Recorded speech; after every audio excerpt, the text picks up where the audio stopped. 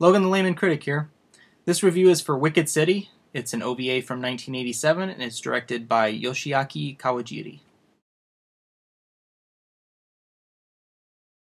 For hundreds of years, a delicate peace has existed between humanity and the demonic realm known as the Black World. Two secret agents are assigned to protect an ancient mystic who must renew this peace treaty. The first is Taki, who's a human, and his new partner, Makie, who is a beautiful demon. I have mixed feelings about Wicked City. There's so much to appreciate with this OVA, yet there are certain off-putting elements that keep it from being one of my favorite anime features. But first, I will talk about what I like. For starters, I dig the story. It's noir combined with erotic horror. The concept of the Black Guard reminds me of Men in Black, although there's several years difference between them. The first Wicked City novel was published in 85, I think. Men in Black the comic was in 90, but the trope behind both of them has existed for a while anyway. The characters are pretty cool.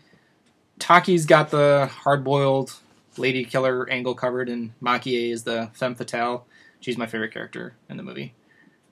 Mayart, the mystic, is really freaking obnoxious, but he also surprises you. The artwork is really cool. There's great use of color. Red and blue are the big ones. The quote-unquote lighting, because obviously there's no actual lighting, but the lighting and shadowing give the picture a very cinematic feel, and it adds to the whole noir aesthetic.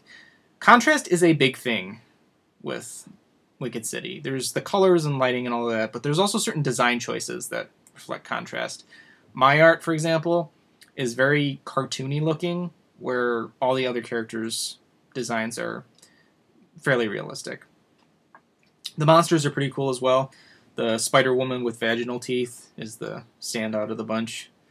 It reminds me of John Carpenter's The Thing, but with an erotic twist to it, which brings me to my contention with this film. There are several instances of sexual assault in Wicked City which are depicted in such a way that one thinks they might be intended to titillate the viewer. This is not something that sits well with me, and it probably wouldn't sit well for most people.